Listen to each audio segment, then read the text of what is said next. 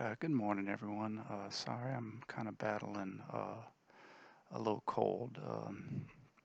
Not Rona, but battling a little cold, so my voice isn't going to be too deep. Thankfully, we have tech. So today is going to be a short lecture, and I have a couple applied videos to show you about force plates.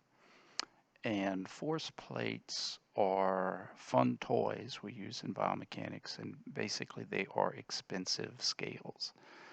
I have a scale right here that you guys are familiar with. You step on that scale in the bathroom or in the living room or at the gym, and they usually have one little pressure gauge at the bottom. And so when you push down on the scale pushes down on the ground, and the ground pushes back on the scale. And that push is what measures your weight. Okay, how much mass that planet Earth is pulling down on. So a force plate is, think of it as the cheap version, only gives you one direction of force. It only gives you the ground reaction force, if you remember that from physics. It only gives you up. Fancy force plates gives you up, across, and across. So not only does it give you Y, but it gives you X and it gives you Z. And those forces are important because friction from the ground and when you're walking, we can look at force plate data to look at heel strikes because think about it, if you're walking on a slippery surface, your heel is gonna might have a greater chance of slipping away, right? So we need forces in the opposite direction of your heel strike to prevent that heel from slipping. And then we translate to foot flat, and then we go for toe off. And the same thing, we need forces back the other way to propel you forward. In addition, we can look at lateral forces, side-to-side forces. Then we're going to get into some different types of force plates like balance masters, where you can look at sway velocity of when you're balancing. And so kinetic assessments through force plates. And then if we have force data, we can then look at moment arms and we can look at torque data. And so there's a lot of cool stuff we can do with force plates. But I wanted to emphasize that it's basically just a fancy scale. Okay, let's go over to my next photo and show you. So this is a typical force plate. The cheaper versions, back in my day, it was 15 to 20,000. But if you notice, to have a fancy scale, you need a lot of tech in there, right? So it's very thick, these force plates. So a lot of times what biomechanics labs will do is they'll sink the force plate.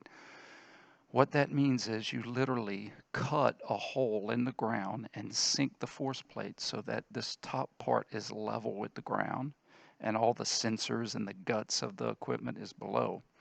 Or you can rise the ground so you can build like basically a scaffolding to meet up with the surface of the force plate to once again make it smooth. If you're trying to do walking assessment, you don't want someone to walk natural and then have to step up on the force plate. You want them to be able to walk normal on flat surface and measure what you're trying to measure. So we either have to put this sensor below, or the guts below the ground and the sensor even with the ground, or build the ground up to make it even. Okay, and then on this diagram you can see the different planes, right? Y, X, Z, and then from there we have the different torques, right? Transverse, sagittal, frontal, as if you were looking this way.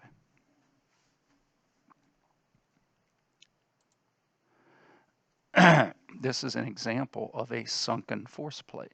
So what they did is they built the ground up to meet up with the thick force plates. You see that rectangle? That would be the force plate. That would actually be what's recording force data in 3 dimensions.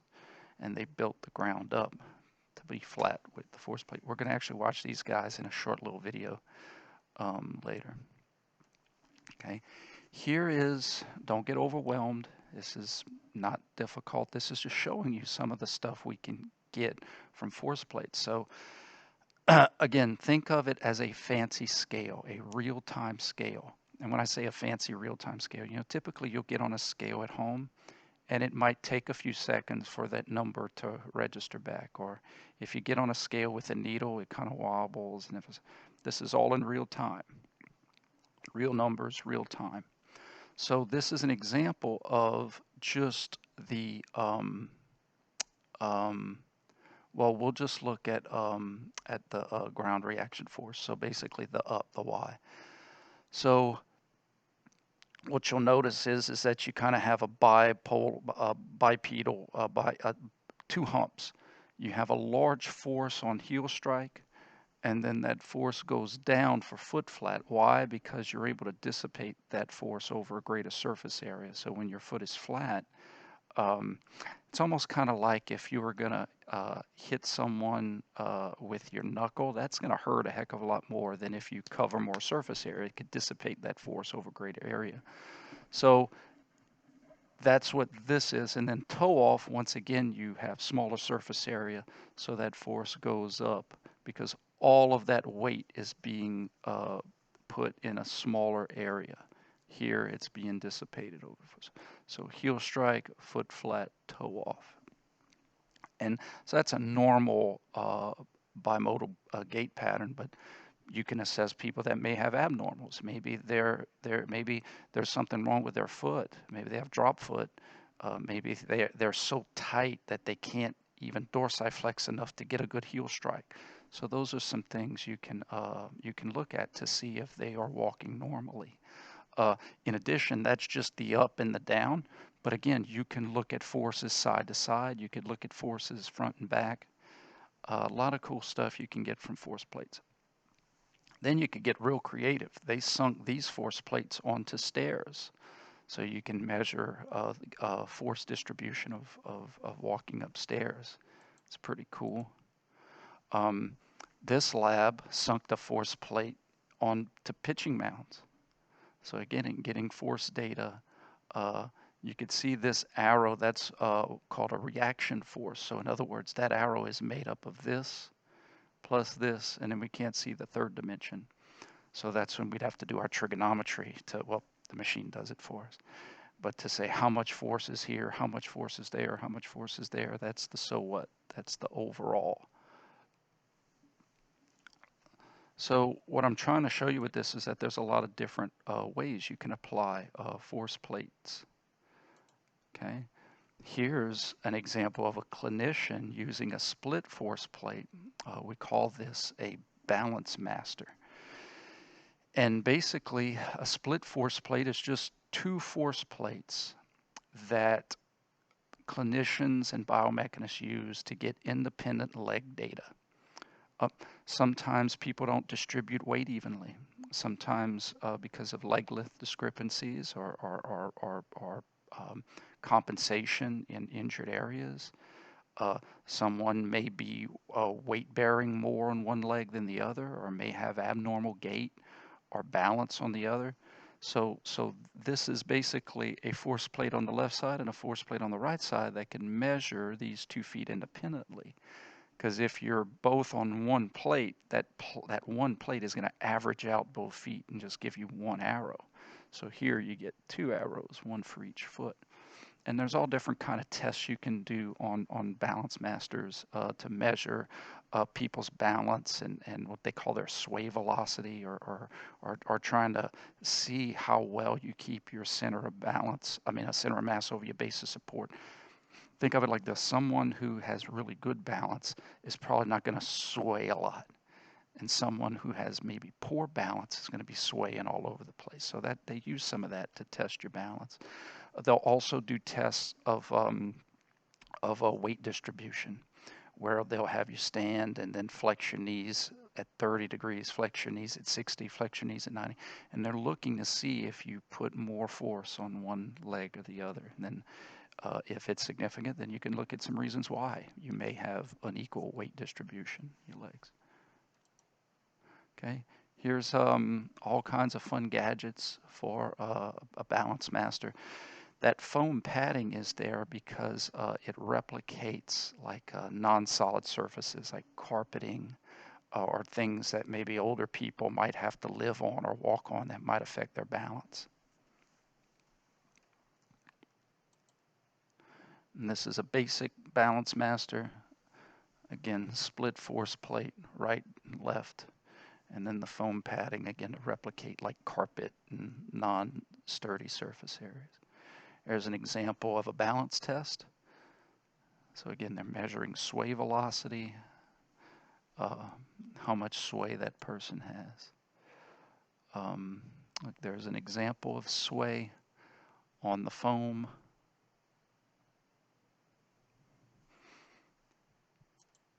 Okay, this is cool. This is an advanced system, but they can do perceptual things where checking your balance with your eyes closed, checking your balance with visual triggers and challenges to you, and obviously the harness is there for safety and protection. Make sure you don't fall down. Okay. There's different, for rehab, there's different, I say games, but things you can practice, and the machine measures your scores, and then you can improve on those scores. And one of them could be one, we called it limits of stability, but you'd balance on your foot, and you would see your center of mass over your base of support, and you could actually affect it. In other words, if you go up on your toes, it would go forward. If you go back on your heels, it would go back. Go on the outside, go on the inside, and you'd have to hit certain targets. You'd have to like go forward and right, and then hold it there for a few seconds. Then you'd have to go back and left, and it was testing how well you can move around your center of pressure, which is basically just the average amount of load on your foot, and shift it around your base of support. And it's kind of the same thing here, except instead of feet, you're kind of using butt and feet, so that way there's an average in there, and with a load, and you may have to shift around to try to bring your center of mass to different points. There's different games and activities to help someone not only train but monitor progress on these rehab exercises. Okay, so let me get to a couple short little videos. Let's see. Okay guys, Revo PT, Dane and Matt back with another video. Today we want to talk about the force plate. We've been getting a lot of questions from our clients and folks watching our videos on what is the force plate and what are we actually looking at when we're assessing with this. So, Matt's standing on the force plate. It's just this gray box here on the ground. The instrument is in the concrete of the floor, so it's flush with the floor. And what's happening here is we're measuring shear forces. So as we combine XYZ shear forces, we get the ground reaction force. The ground reaction force is simply the earth pushing back up on you, so equal and opposite. So when we look at a close-up of the screen here, and Matt's going through a couple movements, we'll see a red line being overlaid on the video. That red line is the ground reaction force. It starts at the center of pressure of foot, and that line is aiming at the center of mass. If Matt is, say, landing, a taller ground reaction force represents a higher force, and as Matt gets into his hip hinge and he's unweighting his feet, the ground reaction force will shrink. So we use it simply to look at all those various forces. Energy generation. How are you generating energy? Is it through hip drive? Is it a quad dominant movement? Matt has that shear on the front of the knee. We use it as an injury prevention tool. When you're coming back from ACL surgery, we use this as part of our algorithm to show when you're truly ready to return to sport.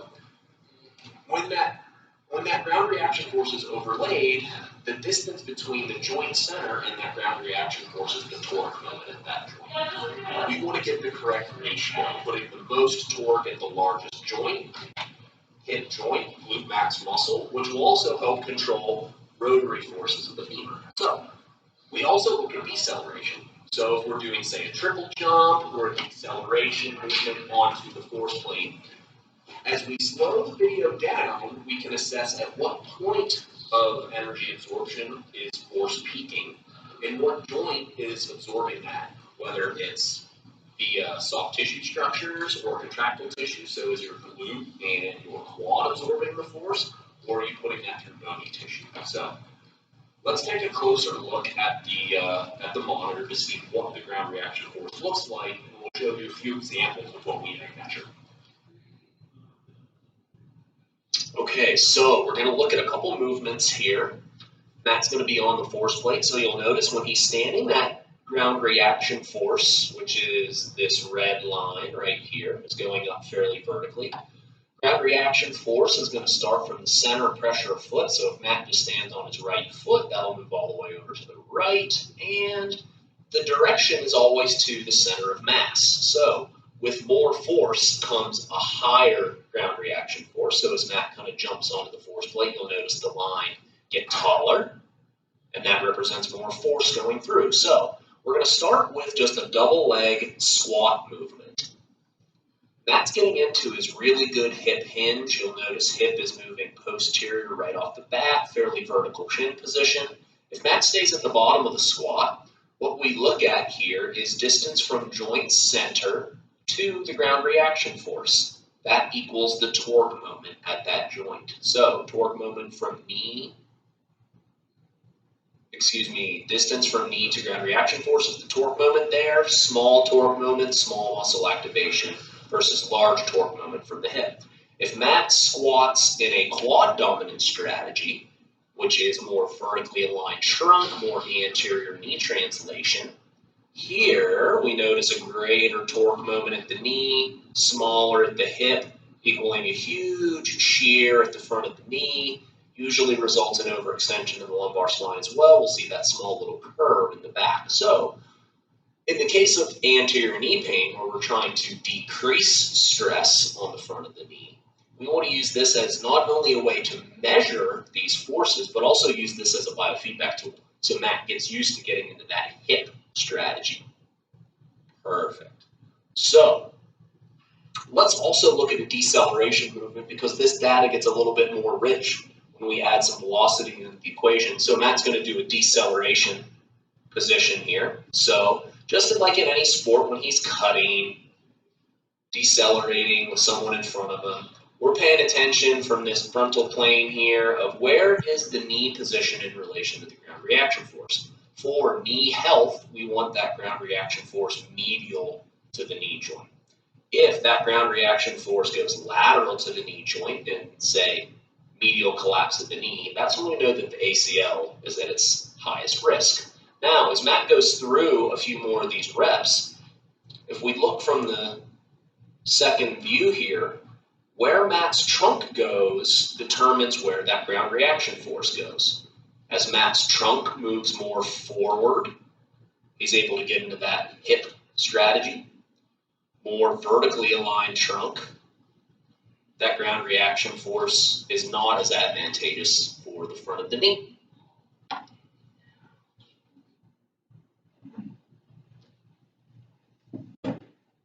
All right, so that was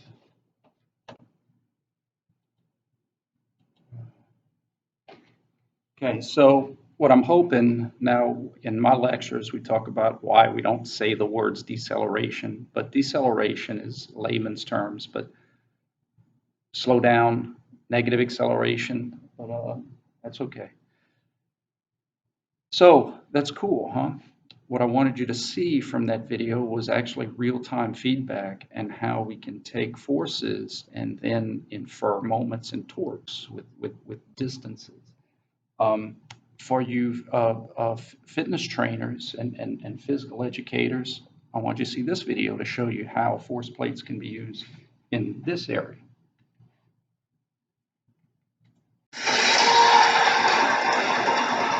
Your training ground, we individualize your workout. Through our force plate technology, we attack exactly what you need, taking out all guesswork. generally when you're training anywhere else, people will try to hit everything. They try to hit that hinge, squat, bench, whatever it is. But here, we can identify exactly what you need. Through research that we've done, we've made that data actionable, meaning that once you go through our assessments, we're not just talking about what you need to do, we know exactly what you need to do. As an elite athlete, it's important to find a way to get better each and every offseason. Every year, new talent's coming in, new prospects are coming up. If you're not finding a way to get better, to improve for the next upcoming season, you're staying the same, and the chances that someone else is going to pass you up increases.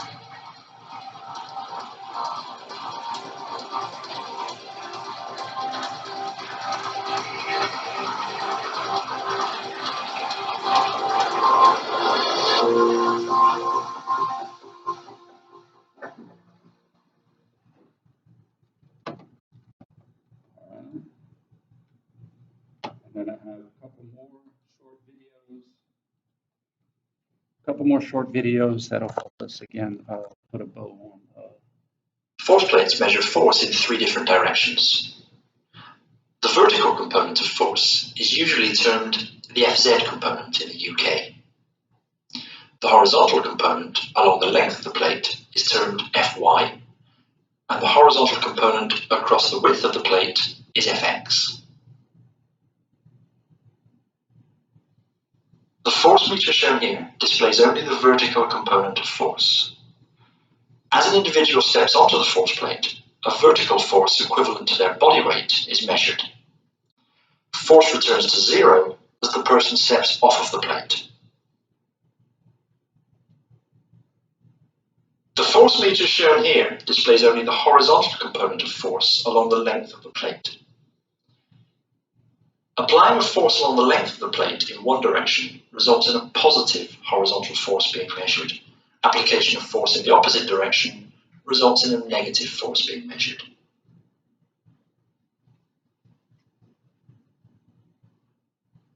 The force meter shown here displays only the horizontal component of force along the width of the plate. Similarly, when a force is applied along the width of the plate, force in one direction is positive and in the other direction negative. For both Fx and Fy, the positive and negative directions can usually be switched through the force platform software.